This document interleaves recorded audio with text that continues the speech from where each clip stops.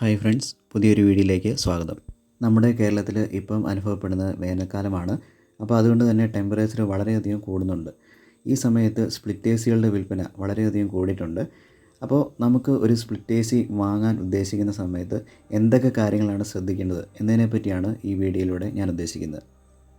ഏറ്റവും ആദ്യമായിട്ട് നമ്മൾ കൺസിഡർ ചെയ്യേണ്ട കാര്യം റൂമിൻ്റെ സ്പേസിനെ കുറിച്ചാണ്. എ സി വെക്കാൻ ഉദ്ദേശിക്കുന്ന റൂം വളരെ ചെറുതാണെങ്കിൽ, അതായത് അതിൻ്റെ നീളവും വീതിയും ഉയരവും 10 അടിയിൽ താഴെയാണെങ്കിൽ, അങ്ങനെയുള്ള റൂമിൽ നമ്മളൊരു 0.75 അല്ലെങ്കിൽ 3/4 ടണ്ണിൻ്റെ ഒരു എ സി മതിയാവും.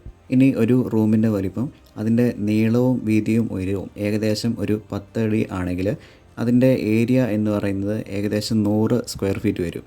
അങ്ങനെയാണെങ്കിൽ ആ റൂമിന് സ്യൂട്ടാകുന്ന ഒരു ടണ്ണിൻ്റെ എ സി ആയിരിക്കും. റൂമിൻ്റെ ഏരിയ എന്ന് പറയുന്നത് ഒരു 120 സ്ക്വയർ ഫീറ്റ് മുതൽ 150 സ്ക്വയർ ഫീറ്റ് വരെയാണെങ്കിൽ ആ റൂമിന് സ്യൂട്ടാകുന്നത് ഒരു 1.5 ടണ്ണിൻ്റെ എ സി ആയിരിക്കും. റൂമിൻ്റെ ഏരിയ ഏകദേശം 170 സ്ക്വയർ ഫീറ്റ് മുതൽ 200 സ്ക്വയർ ഫീറ്റ് വരെയാണെങ്കിൽ ആ റൂമിൽ ഒരു 2 ടണ്ണിൻ്റെ എ സി വെക്കുന്നതായിരിക്കും നല്ലത്. റൂമിൻ്റെ വലിപ്പം പോലെ തന്നെ ആ റൂമിലേക്ക് വരുന്ന ഹീറ്റിൻ്റെ അളവും കൂടെ നമ്മൾ കണക്കിലെടുക്കേണ്ടതുണ്ട്. അതുകൊണ്ട് റൂമിലേക്ക് സൺലൈറ്റ് ഒരുപാട് വരുന്നുണ്ടെങ്കിൽ അതിനനുസരിച്ചുള്ള ടണ്ണേജ് നമ്മൾ സെലക്ട് ചെയ്യണം. കൂടാതെ റൂമിൻ്റെ സ്ഥാനം, അത് ഏറ്റവും മുകളിലാണെങ്കിൽ മുകളിൽ വരുന്ന സൂര്യപ്രകാശത്തിൻ്റെ അളവ് വളരെ കൂടുതലായിരിക്കും. അപ്പോൾ ആ കാര്യം കൂടെ നമ്മൾ കണക്കിലെടുക്കണം. ഓഫീസ് റൂമുകളിലും മറ്റും എ സി ഇൻസ്റ്റാൾ ചെയ്യുന്ന സമയത്ത് ആ റൂമിൽ ഏകദേശം ഉണ്ടായേക്കാവുന്ന ആൾക്കാരുടെ എണ്ണം കൂടെ നമ്മൾ കണക്കിലെടുക്കേണ്ടതുണ്ട്. ഉദാഹരണത്തിന് ഒരു 150 സ്ക്വയർ ഫീറ്റ് സൈസുള്ള ഒരു റൂമിൽ അതിൽ ആൾക്കാരുടെ എണ്ണം എന്ന് പറയുന്നത് ഏകദേശം 10-12 വരെ ആണെങ്കിൽ അവിടെ നമ്മൾ 1.5 ടണ്ണിൻ്റെ എ സിക്ക് പകരം ഒരു 2 ടണ്ണിൻ്റെ എ സി വെക്കുന്നതായിരിക്കും നല്ലത്.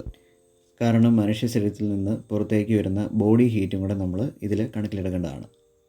അടുത്തതായിട്ട് എ സി വാങ്ങിക്കുമ്പോൾ അത് ഇൻവേർട്ടർ എ സി വേണോ അതല്ലെങ്കിൽ നോൺ ഇൻവേർട്ടർ എ സി മതിയോ, ഈ കാര്യമാണ് നമ്മൾ സെലക്ട് ചെയ്യേണ്ടത്. പഴയ സ്പ്ലിറ്റ് എ സി യൂണിറ്റുകളെല്ലാം തന്നെ നോൺ ഇൻവേർട്ടർ എ സികളാണ്. അപ്പോൾ അവയുടെ പ്രധാനപ്പെട്ട ഒരു പോരായ്മ എന്ന് പറയുന്നത് അതിലെ കംപ്രസറിന് എപ്പോഴും ഒരേ സ്പീഡായിരിക്കും.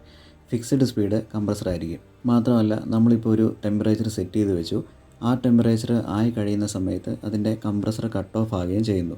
വീണ്ടും ടെമ്പറേച്ചർ റൂമിലേക്ക് കൂടും. അപ്പോൾ ആ സമയത്ത് വീണ്ടും കംപ്രസർ ഓൺ ആവുന്നു. ഇങ്ങനെ തുടർച്ചയായിട്ട് ഓൺ ആകുകയും ഓഫ് ആകുകയും ചെയ്യുന്നതുകൊണ്ട് പഴയ കാലത്തുള്ള നോൺ ഇൻവേർട്ടർ എ സികളിലെ പവർ കൺസംപ്ഷൻ വളരെയധികം കൂടുതലായിരുന്നു. പക്ഷേ ഇത്തരത്തിലുള്ള എ സികളുടെ വില വളരെയധികം കുറവാണ്. മാത്രമല്ല അവയുടെ കൺസ്ട്രക്ഷൻ കുറച്ചുകൂടെ സിമ്പിളാണ്. അപ്പോൾ ഒരു സർവീസ് വേണ്ടി വന്നാൽ തന്നെ വളരെ എളുപ്പമൊന്നും നമുക്കത് സർവീസ് ചെയ്യാൻ സാധിക്കും. ഒരു റൂമിൽ വെക്കാൻ ഉദ്ദേശിക്കുന്ന എ സിയുടെ ഉപയോഗം എന്ന് പറയുന്നത് ഒരു 4 മണിക്കൂറിൽ താഴെയാണെങ്കിൽ അവിടേക്ക് ഒരു നോൺ ഇൻവേർട്ടർ എ സി വാങ്ങിക്കുന്നതായിരിക്കും കൂടുതൽ നല്ലത്. എ സിയുടെ ഉപയോഗം ഒരു ദിവസം ഏകദേശം 5 മണിക്കൂറിന് മുകളിലാണെങ്കിൽ ആ റൂമിൽ വെക്കാൻ ഏറ്റവും നല്ലത് ഇൻവേർട്ടർ എ സികളാണ്. ഇൻവേർട്ടർ എ സികളിലെ കംപ്രസർ വേരിയബിൾ സ്പീഡാണ്. അതായത് റൂമിലെ ഹീറ്റ് ലോഡിന് അനുസരിച്ച് കംപ്രസറിൻ്റെ സ്പീഡ് കൂടുകയും കുറയുകയും ചെയ്യുന്നു. അതുകൊണ്ട് ഇൻവേർട്ടർ എ സികൾക്ക് സാധാരണ നോൺ ഇൻവേർട്ടർ എ സികളേക്കാൾ പവർ കൺസപ്ഷൻ വളരെയധികം കുറവായിരിക്കും. LG പോലുള്ള കമ്പനികൾ ഡ്യുവൽ ഇൻവേർട്ടർ എന്ന പേരിൽ സ്പ്ലിറ്റ് എ സികൾ പുറത്തിറക്കുന്നുണ്ട്. ഇത്തരത്തിലുള്ള എ സികൾക്ക് വളരെ പെട്ടെന്ന് കൂളിംഗ് എഫക്റ്റ് തരാൻ പറ്റും. അതായത് ഒരു വലിയ റൂമാണെങ്കിൽ നമുക്ക് പെട്ടെന്ന് തണുപ്പിക്കാൻ സാധിക്കും. അപ്പോൾ അത്തരത്തിലുള്ള എ സികൾക്ക് എനർജി കൺസപ്ഷനും വളരെ കുറവായിരിക്കും. പിന്നെയുള്ളത് കൺവേർട്ടിബിൾ എ സികളാണ്. അപ്പോൾ കൺവേർട്ടിബിൾ എ സികളുടെ ഒരു പ്രത്യേകത എന്ന് പറയുന്നത് അതിൻ്റെ കപ്പാസിറ്റിയുടെ 100%, 80%, 60%, 40% എന്നിങ്ങനെ അതിൻ്റെ കപ്പാസിറ്റി റിഡക്ഷൻ ചെയ്തിട്ട് അതിന് വർക്ക് ചെയ്യാൻ സാധിക്കും. അപ്പോൾ അതുകൊണ്ട് മുറിക്കകത്തെ ആൾക്കാരുടെ എണ്ണം കൂടുന്നതിനും കുറയുന്നതിനനുസരിച്ച് എ സി തന്നെ അതിൻ്റെ കപ്പാസിറ്റി കൺട്രോൾ ചെയ്യുന്നു. അപ്പോൾ ഇത്തരത്തിലുള്ള എ സികളിൽ സാധാരണ ഇൻവേർട്ടർ എ സികളെ അപേക്ഷിച്ച് ഒരല്പം കൂടെ എനർജി കൺസപ്ഷൻ കുറവായിരിക്കും.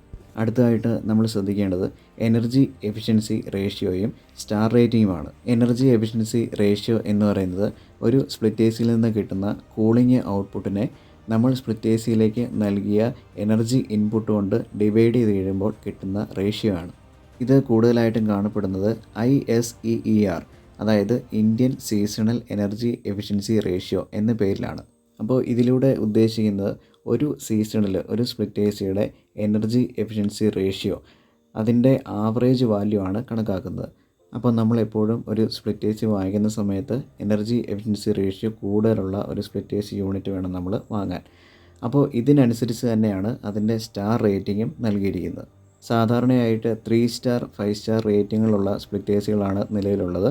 ചില കമ്പനികൾ 4 സ്റ്റാർ ഉള്ള സ്പ്ലിറ്റ് എ സികളും നൽകുന്നുണ്ട്. സ്റ്റാർ റേറ്റിംഗ് കൂടുന്നതിനനുസരിച്ച് എനർജി കൺസപ്ഷൻ കുറയുന്നു. 5 സ്റ്റാർ ഉള്ള ഒരു സ്പ്ലിറ്റ് എ സി 3 സ്റ്റാർ ഉള്ള ഒരു സ്പ്ലിറ്റ് എ സിനെക്കാട്ടും വളരെ കുറച്ച് പവർ മാത്രമേ കൺസ്യൂം ചെയ്യത്തുള്ളൂ. ദിവസേനയുള്ള എ സിയുടെ ഉപയോഗം ഒരു 8 മണിക്കൂറിന് മുകളിലാണെങ്കിൽ 5 സ്റ്റാർ സ്പ്ലിറ്റ് എ സി എടുക്കുന്നതായിരിക്കും നല്ലത്. ഒരു 5 to 6 അവറാണ് ഒരു ദിവസത്തെ ഉപയോഗം എങ്കിൽ നമ്മളൊരു 3 സ്റ്റാർ എ സി എടുക്കുന്നതായിരിക്കും നല്ലത്. അടുത്തതായിട്ട് ശ്രദ്ധിക്കേണ്ടത് ബ്രാൻഡ് വാല്യൂ, സർവീസ് സെൻറ്ററുകളുടെ അവൈലബിലിറ്റിയുമാണ്. ഏറ്റവും ടോപ്പ് ക്ലാസ് ക്വാളിറ്റിയുള്ള സ്പ്ലിറ്റ് എ സികൾ പുറത്തിറക്കുന്ന 2 കമ്പനികളാണ്. ഒന്ന് കാരിയർ, അതൊരു അമേരിക്കൻ കമ്പനിയാണ്. കൂടാതെയുള്ളത് മിത്സുബിഷി ഒരു ജാപ്പനീസ് കമ്പനിയാണ്. ഈ 2 സ്പ്ലിറ്റ് എ സികളാണ് ഏറ്റവും ടോപ്പ് ക്ലാസ് ക്വാളിറ്റി ആയിട്ട് കരുതപ്പെടുന്നത്. അപ്പോൾ അതിൻ്റെ പ്രധാനപ്പെട്ട കാര്യം എന്ന് പറയുന്നത് അവയിലുള്ള കൂളിംഗ് കോയിലുകൾ, അപ്പോൾ അത് പൂർണ്ണമായിട്ടും കോപ്പർ കൊണ്ട് ഉണ്ടാക്കുകയായിരിക്കും. കൂടാതെ അവയിലുള്ള സർക്യൂട്ട് ബോർഡുകൾ എന്ന് പറയുന്നത് വളരെ ഹൈ ക്വാളിറ്റി ഉള്ളതാണ്.